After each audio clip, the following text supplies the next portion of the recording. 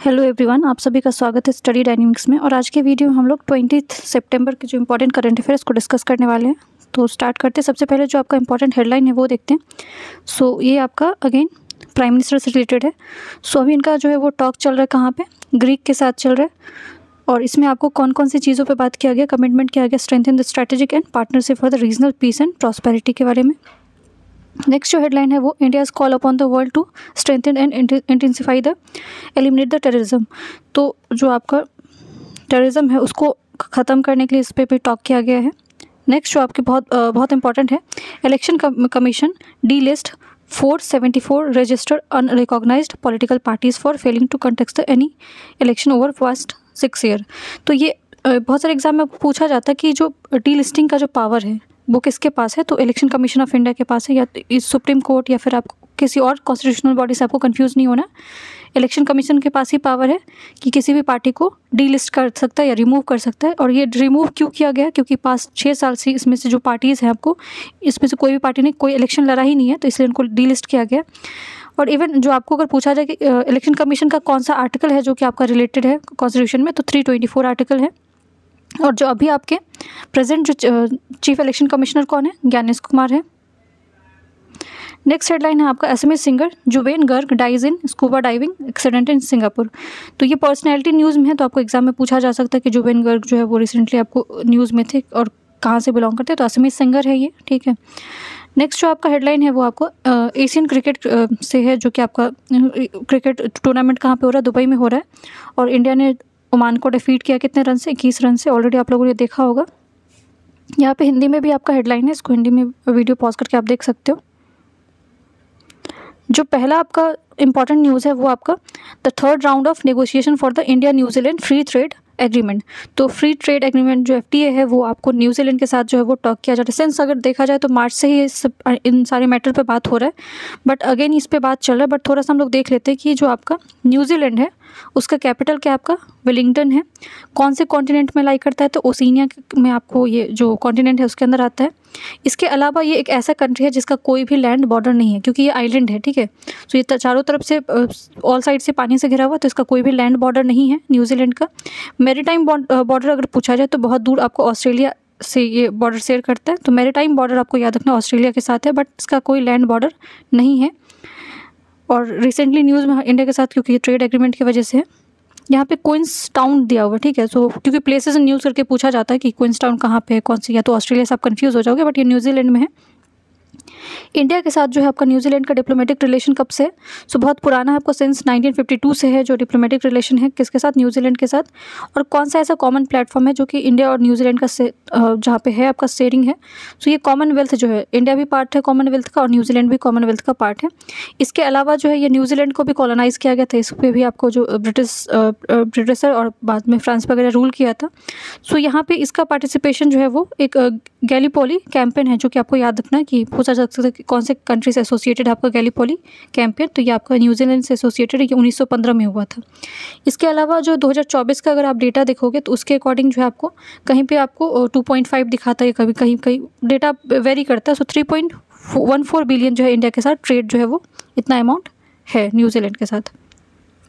Next news है आपका Canada, India and Canada hold a pre FOC कंसल्टेंस in the new Delhi. तो अगर आपने देखा तो बहुत लंबे समय से जो है वो आपका कनाडा के साथ इंडिया का जो है रिलेशन वो काफ़ी, पिछले साल भी बहुत सारा जो है आपको प्रॉब्लम्स आए थे। खालिस्तान वाला इशू था उसका, अगर आप लोगों ने देखा होगा तो, जिसकी वजह से जो है वहाँ पे डिप्लोमेटिक रिलेशन भी काफ़ी ख़राब हुए थे, जिसमें विदड्रॉ किया गया था वहाँ से। जो भी आपको इंडियंस थे उनको एम्बेसी में थे उनको बुलाया गया था वापस। तो बहुत सारी चीज़ें हुई थी। बट इस बार जो अभी आपका न्यूज़ में किस चीज़ क्यों चल रहा है? क्योंकि अभी टॉक हुआ है P कुमारन और जो कि आपको डिप्टी फॉरेन मिनिस्टर है और डेविड मॉरिसन के बीच में हुआ है। बट हम थोड़ा सा स्टैटिक में देख लेते हैं कि जो इंडिया और जो आपका कनाडा है बायलैटरल रिलेशन कब से है हमारा? तो 19th सेंचुरी से ही है। और कौन सा कॉमन प्लेटफॉर्म है जो कि आपका इंडिया और कनाडा के बीच में कॉमन है? तो कॉमनवेल्थ का पार्ट आपका इंडिया भी था और जो आपका ये कनाडा, ये दोनों है। इसके अलावा G20 में आपको इंडिया भी और कनाडा दोनों है। 2023 के हिसाब से अगर आप देखोगे तो हमारा जो है वो ट्रेड कितना रहा है? तो 9.36 बिलियन रहा है। किसके साथ? कनाडा के साथ। इसके अलावा अगर पूछा जाए कोलंबो प्लान जो है वो आपको कौन से कंट्री के साथ एसोसिएटेड है? तो ये आपको कनाडा के साथ एसोसिएटेड है। थोड़ा सा इसका स्टैटिक भी देख लेते हैं। तो कनाडा का कैपिटल आपका क्या है? ओटावा है। और इसका बॉर्डरिंग कंट्री कौन कौन से है? तो यूएसए तो आपको दिमाग में क्विकली आ जाएगा क्योंकि यूएसए आसपास है, बट डेनमार्क आपको थोड़ा नहीं आएगा क्योंकि डेनमार्क का जो हेंस आइलैंड जो कि काफ़ी डिस्प्यूटेड आइलैंड है, इसके साथ जो है कनाडा का बॉर्डर शेयर होता है डेनमार्क के साथ। इसके अलावा मैरीटाइम बॉर्डर जो है वो फ्रांस के साथ होता है। फ्रांस का जो आपका आइलैंड है सेंट पियर है। और जो वर्ल्ड लॉन्गेस्ट, ये क्वेश्चन ऑलरेडी आपके एग्जाम में आया कि वर्ल्ड लॉन्गेस्ट बॉर्डर कौन से दो कंट्री के बीच में, तो ये कनाडा और यूएसए के बीच में है। तो ये आपका स्टैटिक वाला पोर्शन भी रिवाइज हो गया इसके साथ। नेक्स्ट न्यूज़ है आपका, doctor L Murugan attends the 2 day of SOL soul, ठीक है, सोल डॉक्यूफिकेशन फिल्म फेस्टिवल। सो आपको बस ये याद रखना कि SOL सोल डॉक्यूफिकेशन आपको फिल्म फेस्टिवल पूछा जा सकता है कि कहाँ पे हेल्ड हुआ, तो ये आसाम में हुआ, गुवाहाटी में हुआ, बस ये याद रखना आपको, इवेंट्स में आ जाते हैं क्वेश्चन। नेक्स्ट न्यूज़ है आपका, official medals unveiled for the para athletes world championship 2025।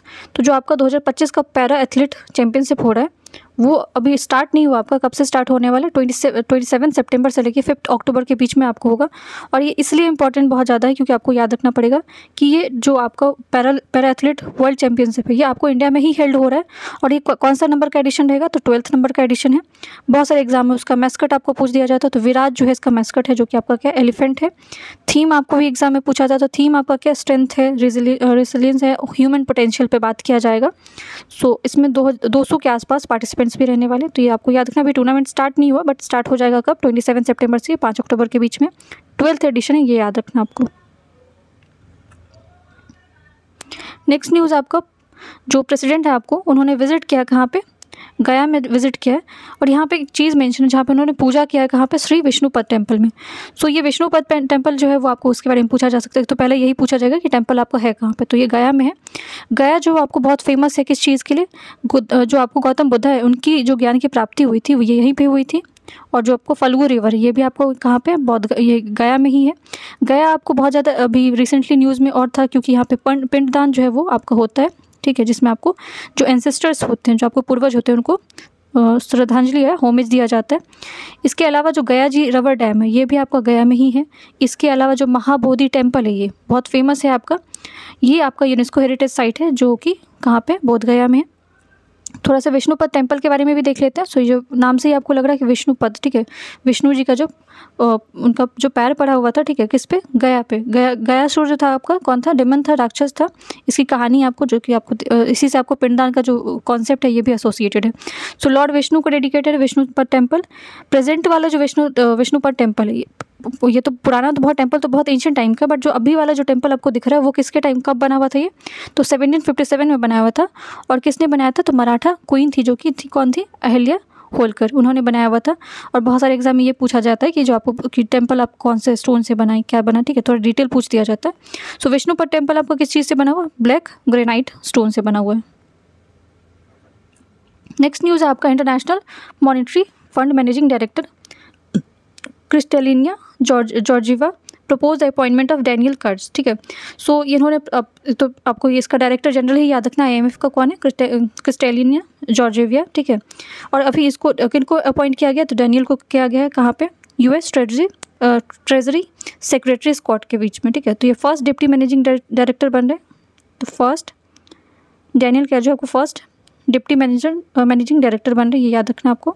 दूसरा IMF के बारे में थोड़ा सा देख लेते हैं। जो आपका इंटरनेशनल मॉनेटरी फंड है ये कब बना हुआ था? 1944 में बना हुआ था। ब्रिटन वुड कॉन्फ्रेंस है जिसके तहत इसको बनाया गया था। जो IMF है इसका हेडक्वार्टर कहाँ पे आपका? वॉशिंगटन DC जो कि USA में है। टोटल अगर पूछा जाए कितने मेंबर है आपको इंटरनेशनल मॉनेटरी फंड में, तो 190 इसमें मेंबर हैं। इसमें कुछ फेमस रिपोर्ट है जो कि बहुत सारे एग्जाम में ऑलरेडी पूछा जा चुका है, जैसे कि ग्लोबल फाइनेंशियल स्टेबिलिटी रिपोर्ट जो वो कौन रिलीज़ करता है? तो IMF करता है। वर्ल्ड इकोनॉमिक आउटलुक रिपोर्ट कौन रिलीज़ करता है? ये भी IMF करता है। ये दोनों फेमस रिपोर्ट आपको ऑलरेडी एग्जाम में पूछा जा चुका है। India has made the history ahead of its upcoming Asia cup match against Oman. तो ये ऑलरेडी मैच आपका हेड हो चुका है जिसमें इंडिया ने डिफीट कर दिया 21 रन से किसको? ओमान को। बट यहाँ पे बताया जा रहा है कि जो आपको T20 का जो भी आपका रैंकिंग रिलीज़ हुआ, अगर आप लोगों ने देखा है तो इसमें जो भी कैटेगरी, चाहे आपको ऑलराउंडर कैटेगरी है या बॉलिंग का है या बैटिंग का है, सब में आपको इंडिया जो वो टॉप पे है। ऑलराउंडर में जो नंबर 1 पे आपको कौन है? हार्दिक पांड्या है। बॉलिंग में आपको कौन है? वरुण चक्रवर्ती है। और बैटिंग में कौन है? आपको अभिषेक शर्मा है। सो ये तीनों जो आपका रैंकिंग है, तीनों में आपको इंडिया फर्स्ट पे है। स्ट्रॉन्ग अर्थक्वेक आपको कहाँ पे है, फार ईस्टर्न कमचटका रीजन, ठीक है। सो ये कमचटका प्लेट्यू आपको एग्जाम में पूछा जा सकता है कि कहाँ पे, जापान में है या चाइना में या फिर मंगोलिया में है, तो ये आपका रसिया में ही याद रखना आपको। यहाँ पे अर्थक्वेक है, इसके साथ साथ को सुनामी वार्निंग भी दिया गया। थोड़ा सा रसिया के बारे में आप लोग याद रखना, रसिया तो ऑलरेडी आपको पता है बहुत दिन से न्यूज़ में चल रहा है, यूक्रेन और रसिया के वॉर के बीच में। रसिया का आपका जो अलास्का था, ठीक है, पहले रसिया का पार्ट था, बट उसको जो है वो नेगोशिएशन के बाद जो है यूएसए के पास चला गया, तो अब अलास्का जो है वो किसका पार्ट है, यूएसए का पार्ट है। रसिया जो है उसका कितना बॉर्डर है, तो 14 कंट्रीज़ के साथ जो है वो रसिया का बॉर्डर है, ये याद रखना आपको। नेक्स्ट न्यूज़ है आपका, India partner with the food and agriculture organization. तो ये जो FAO बोलते हैं, ठीक है, जिसको शॉर्ट में FAO बोलते हैं, फूड एंड एग्रीकल्चर ऑर्गेनाइजेशन, ये किसका पार्ट है, यूनाइटेड नेशन का ही पार्ट है। सो इसके साथ मिलके, जो FAO के साथ मिलके इंडिया ने क्या डेवलप किया, वर्ल्ड क्लास ब्लू पोर्ट बनाने की बात की गई है। So department of fishery has signed a technical cooperation programs to strengthen the harbour infrastructure. तो आपको ब्लू पोर्ट बनाने की बात की गई, किसके साथ मिलके बना रहा है, FAO के साथ मिलके बना रहा है। ये 3 जगह बन रहा है, ये बहुत इंपॉर्टेंट है। आप अगर कोई भी एग्जाम अगर आप देने वाले हो रिसेंट में या फिर आप कुछ दिन के बाद देने वाले हो, तो ये तीनों पोर्ट के बारे में, क्योंकि पोर्ट से क्वेश्चन बहुत सारे आते हैं। और टोटल इंडिया में अगर देखा जाए तो 13 मेजर पोर्ट है, और जो वाधवान पोर्ट है जो कि महाराष्ट्र का है, उसको भी डेवलप किया जा रहा है, 13th वाला। तो पोर्ट से क्वेश्चन आपको भर भर के क्वेश्चन पूछे जाते हैं। तो ये 3 पोर्ट जो अभी जिसको ब्लू पोर्ट में कन्वर्ट करने की बात की गई, वो थोड़ा याद रखना आपको। वनाका वारा, ठीक है, जो कि आपको कहाँ पे, दमन एंड दीव वाले में है। कराईकल पोर्ट कहाँ पे, पुडुचेरी में है। और जाखुआ पोर्ट जो कि आपका कहाँ पे, गुजरात में। तो ये तीनों पोर्ट को अप्रूवल मिला है, और यहीं पे आपको ब्लू पोर्ट कन्वर्ट करने की बात की जा रही है, किसके द्वारा, FAO के द्वारा। सो यहाँ पे जो आपका यहाँ पे कराईकल दिया है, ठीक है, जो कि आपका कहाँ पे, पुडुचेरी में। सो पुडुचेरी के बारे में भी आप लोग याद रखना कि बहुत सारे लोगों को लगता है कि पुडुचेरी आपको एक ही जगह पे कॉन्सेंट्रेटेड है, एक ही जगह पे नहीं है, 3 जगह, 3 स्टेट के साथ यहाँ पे फैला हुआ है। यहाँ पे एक तो केरला में है, फिर आंध्र प्रदेश में और तमिलनाडु में है। FAO के बारे में देख लेते हैं, फूड एंड एग्रीकल्चर ऑर्गेनाइजेशन, ये कब बना हुआ था ये, तो ये आपका 1945 में बना हुआ था। इसका हेडक्वार्टर कहाँ पे आपका, रोम में है, इटली। मेंबर इसमें टोटल आपको कितने, 195 मेंबर है, और एक ऑर्गेनाइजेशन भी इससे एसोसिएटेड, जो कि आपका कौन सा, यूरोपियन यूनियन है। सो इसको क्विकली रिवाइज कर लेना आप लोग। 3 पोर्ट को दिया गया है परमिशन, जो कि उसको अप्रूवल मिला है, गुजरात में है, दीव में है और पुडुचेरी में है। कराईकल तो आपको बहुत पुराना पोर्ट है, इवन जो अगर आप संगम जो हिस्ट्री पढ़ते हो तो संगम एज में भी आपको कराईकल पोर्ट का मेंशन किया गया है। नेक्स्ट न्यूज़ है आपका, United State will revoke the sanction waiver for operation at the Iran's Chabahar port. तो जो चाहवार पोर्ट है अगर आपका, वो किसका पार्ट है, ईरान का है, और इसमें इंडिया का बहुत बड़ा इन्वेस्टमेंट है, इंडिया ने इस पर बहुत ज़्यादा जो है वो काम किया हुआ था। सो लॉन्ग टर्म एग्रीमेंट था इंडिया और ईरान के बीच में, और जो कि अभी यूएसए की वजह से उसको एक्सेस जो है वो उसको रोक दिया गया था वहाँ पर, इंडिया का काफ़ी इससे लॉस भी हुआ था। सो ये जो बना था आपको between India port global limited and port maritime organization, PMO, और जो आपका इंडियन पोर्ट ग्लोबल लिमिटेड है, दोनों ने मिलकर बनाया हुआ था। और यहाँ पे 2018 से इस पर आपको जो है वो सैंक्शन वगैरह लगा दिया गया था यूएसए के द्वारा। थोड़ा सा इसमें आपको जो स्टैटिक में देखना ये है कि शहीद बेस्ती टर्मिनल अगर पूछा जाए तो ये आपको किस चीज़ से एसोसिएटेड, यही चाहवार पोर्ट से एसोसिएटेड है। और चाहवार पोर्ट के आसपास आपको क्या क्या चीज़ें, जैसे कि सिस्तान है आपको, इसके अलावा बलूचिस्तान का जो मकरान पोर्ट है वो है, और गल्फ़ ऑफ ओमान, ये सब इसके आसपास का एरिया है। और ये इंपॉर्टेंट इंडिया के लिए इतना इसलिए है क्योंकि अगर पाकिस्तान को बाईपास करना है, क्योंकि अगर सेंट्रल एशिया जाना होता है तो पाकिस्तान के रूट से ही जाना पड़ता है, जो कि आपको इंडिया जब भी अगर मान लो कोई भी आपको वॉर वाला सिचुएशन होता है तो इंडिया को उसमें काफ़ी लॉसेज होते हैं। सो ये चाहवार पोर्ट एक ऐसा आपको जो है वो रूट बन गया था जिसके थ्रू जो है इंडिया वो डायरेक्टली कनेक्ट हो सकता था, कहाँ से, सेंट्रल एशिया कंट्री से और जो आपका अफगानिस्तान से। इसमें एक और चीज़ है जो कि आपका INSTC जो है, ठीक है, ये भी इससे कनेक्टेड पोर्ट है। और जो आपको चाहवार पोर्ट बनाया गया था ये काउंटर करने के लिए भी बनाया गया था, जो कि ग्वादर पोर्ट जो है जो चाइना ने डेवलप किया था, तो उसको काउंटर करने के लिए भी आपको चाहवार पोर्ट जो है वो बनाया गया था। तो अभी याद रखना आपको चाहवार पोर्ट कहाँ पे, ईरान में है, और इसको इंडिया के द्वारा डेवलप किया गया था, जो कि अभी यहाँ पे सैंक्शन लगाया गया था, रोक लगाया गया था 2018 से। बट आप देखते हैं इसको क्या क्या इसमें हेल्प मिलता है। नेक्स्ट न्यूज़ है आपका, केंद्रीय कृषि मंत्री, जो आपको कृषि मंत्री कौन है, शिवराज सिंह चौहान है। सो अभी आपका एक कॉन्फ्रेंस चल रहा था, सम्मेलन चल रहा था, कहाँ पे, राष्ट्रीय कृषि सम्मेलन रवि अभियान।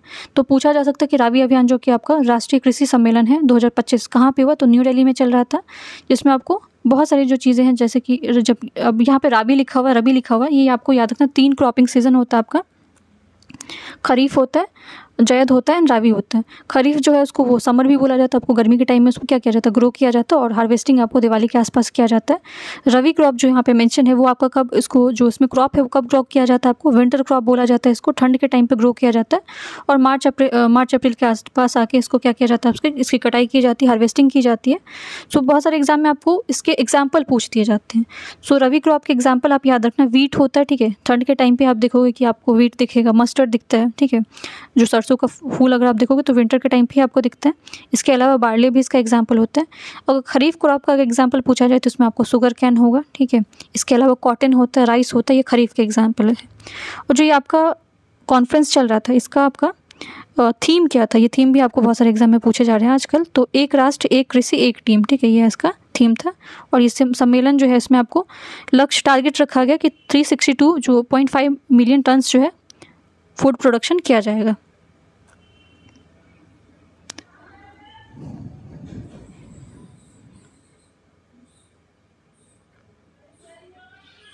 नेक्स्ट न्यूज़ है आपका another feathers in India's cap. So India has been reelected as to the Asian Pacific group of the postal operation council and council of administration of the universal postal union. So India reelect, ऐसा नहीं कि आपको election अलग से हुआ, री elect वापस री इलेक्ट हुआ Asia Pacific group of postal operation. और यहाँ पे एक ऑर्गेनाइजेशन मेंशन है जो कि आपके लिए इंपॉर्टेंट के एग्जाम बहुत इंपॉर्टेंट है, यूनिवर्सल पोस्टल यूनियन, UPU, ठीक है। इसका 28 नंबर का UPA कांग्रेस कहाँ पे चल रहा था, दुबई में हो रहा था। ये जो पोस्टल आपका UPU है, ये ऑर्गेनाइजेशन के बारे में देख लेते हैं। बहुत पुराना ऑर्गेनाइजेशन आपका 1874 में बना हुआ था। इसका हेडक्वार्टर आपका कहाँ पे, बर्न, स्विट्ज़रलैंड में है। इसके अलावा पहले इसको जनरल पोस्टल यूनियन बोला जाता था, बट अब इसको यूनिवर्सल बोला जाता है। इसमें टोटल 192 मेंबर हैं। और बहुत ये GK पर्सपेक्टिव से बहुत इंपॉर्टेंट है आपके लिए कि इंडिया, एशिया में अगर देखा जाए तो इंडिया पहला कंट्री था जो आपका यूनिवर्सल पोस्टल यूनियन इसको ज्वाइन करने वाला। सो इंडिया ने कब ज्वाइन किया था इसको, 1 जुलाई को किया था, कब, 1876 में, जो कि अब 74 में आपको बनता है, और 2 साल के बाद इंडिया इसको ज्वाइन करता है। इसलिए इंडिया इसको पहला जो है वो मेंबर, एशियन मेंबर माना जाता है। अब अगर इंडिया में पोस्टल सर्विस देखा जाए, थोड़ा सा हिस्ट्री देख लेते हैं इंडिया का पोस्टल सर्विस का। सो अगर आप बहुत जगह देखोगे तो मॉडर्न जो आपका पोस्टल सर्विस है उसका अगर जनक माना जाता है तो डलहौजी को बोल दिया जाता है।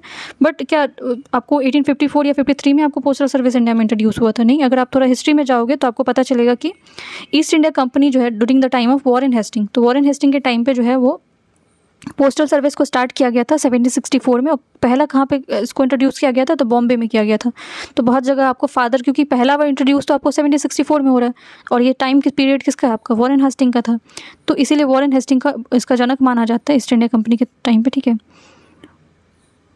और जो आपका मॉडर्न सर्विस अगर पूछा जाए, मॉडर्न पोस्टल सर्विस, तो इसमें किसका कंट्रीब्यूशन है आपका, लॉर्ड डलहौजी का, क्योंकि 1853 से 54 के बीच में ये इंट्रोड्यूस करते हैं आपको पोस्टल सर्विस।